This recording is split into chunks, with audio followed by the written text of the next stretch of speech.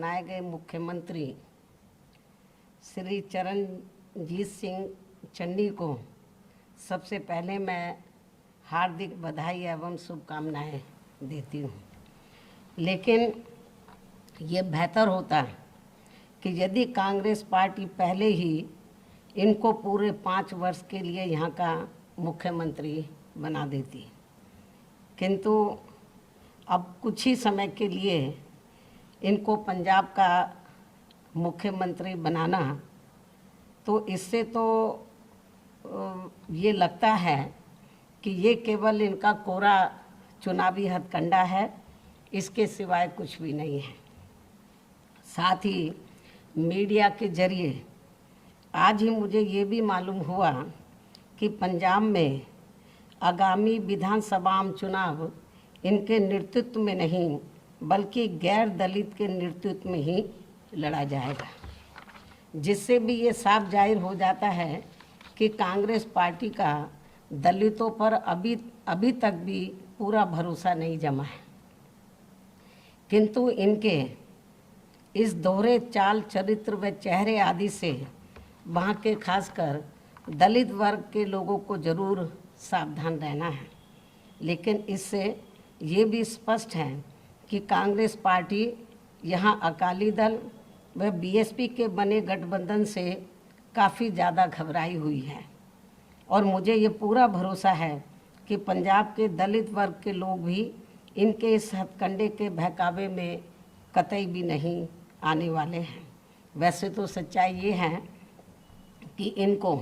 व अन्य विरोधी पार्टियों को भी मुसीबत में ही या फिर मजबूरी में ही दलित वर्ग के लोग केवल इन्हें याद आते हैं, ये भी सर्वविदित है। जैसे आप लोग परम पूज्य बाबा साहब डॉक्टर अंबेडकर का ही उदाहरण लीजिए। तो यदि कांग्रेस पार्टी के पास जब अंग्रेज़ भारत को छोड़कर चले गए थे, हालांकि संविधान बनने की प्रक्रिया पहले ही शुरू हो गई थी, जब अंग्रेज़ रजामंद हो गए थे कि हम भारत को आज़ाद कर देंगे,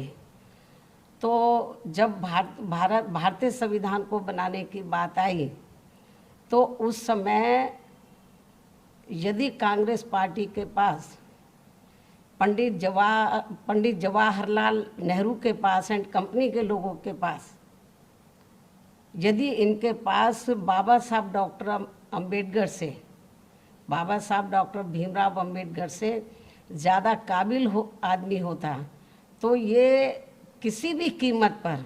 बाबा साहब डॉक्टर अंबेडकर को भारतीय संविधान को बनाने में उसमें शामिल उनको नहीं करते।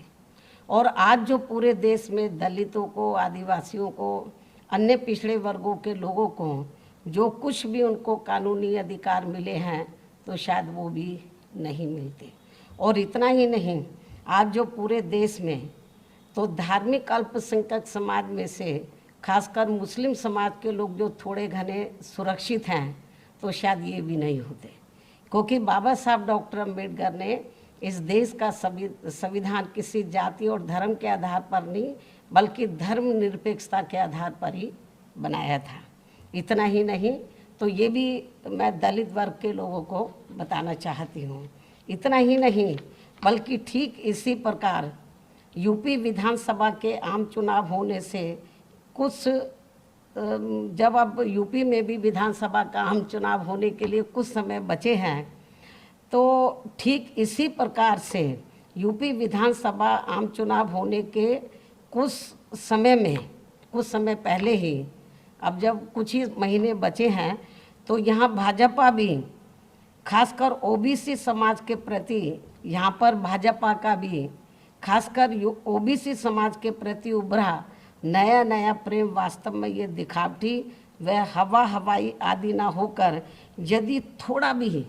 सही व सार्थक होता,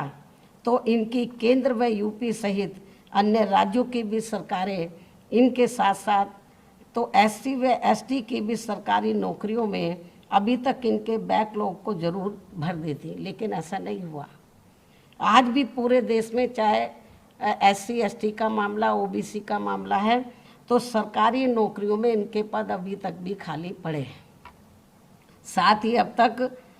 ओबीसी के लोगों की जातीय जनगणना की भी इनकी इस मांग को स्वीकार कर लिया होता है। यदि थोड़ी भी इनके प्रति इनके मन में ओबीसी के प्रति थोड़ी ईमानदारी होती, थोड़ी सच्चाई होती, तो अब तक ओबीसी के लोगों की जातीय जनगणना की भी इनकी इस मांग को स्वीकार कर लिया होता। जबकि इस मामले में सच्चाई तो ये है कि भाजपा व अन्य सभी जातिवादी पार्टियां भी देश में ओबीसी के लोगों की जनगणना कराने में वैसे ही घबरा रही हैं जिस प्रकार से इनके आरक्षण संबंधी मंडल कमीशन की रिपोर्ट को लागू करने में इनके लोगों ने अति उग्र होकर पूरे देश में आंदोलन किया था। लेकिन अब भाजपा का भी इनके वोट के खातिर यहाँ आसानी से इनका कोई भी नाटक चलने वाला नहीं है। अर्थात अब इनकी काट की हांडी तो बार बार चढ़ने वाली नहीं है। मुझे पूरा भरोसा है कि पूरे देश में दलित वर्ग के लोगों के साथ साथ जो अति पिछड़े वर्ग के लोग भी हैं, तो वो ना कांग्रेस के बहकावे में आने वाले, ना बीजेपी, ना अन्य किसी और पार्टी के, क्योंकि इनको ये बात अच्छी प्रकार से मालूम है कि इनको जो कुछ भी मिला है तो वो परम पूज्य बाबा साहब डॉक्टर भीमराव अंबेडकर के प्रयासों से ही मिला है। तो आज जो भी कुछ इनको थोड़ा घना ये जो जातिवादी पार्टी हैं, चाहे कांग्रेस है, चाहे बीजेपी है, या अन्य जो भी जातिवादी पार्टियां हैं, आज जो कुछ भी थोड़ा घना इनको दे रही हैं, केवल वो अपने स्वार्थ में, अपने वोट के खातिर, ना कि इनके समाज के लोगों को अपने पैरों पर खड़ा करने के लिए दे रही हैं। तो इसलिए मुझे पूरा भरोसा है, चाहे यूपी में दलित व अति पिछड़े वर्ग के लोग हैं, चाहे पंजाब में या देश के अन्य किसी भी राज्य में, ये लोग अब जल्दी से इनके बहकावे में आने वाले नहीं हैं। तो ये भी मैं आज मीडिया के माध्यम से इन पार्टियों को बताना चाहती हूँ। तो इन्हीं कुछ ज़रूरी बातों के साथ ही अब मैं अपनी बात यहीं समाप्त करती हूँ। धन्यवाद।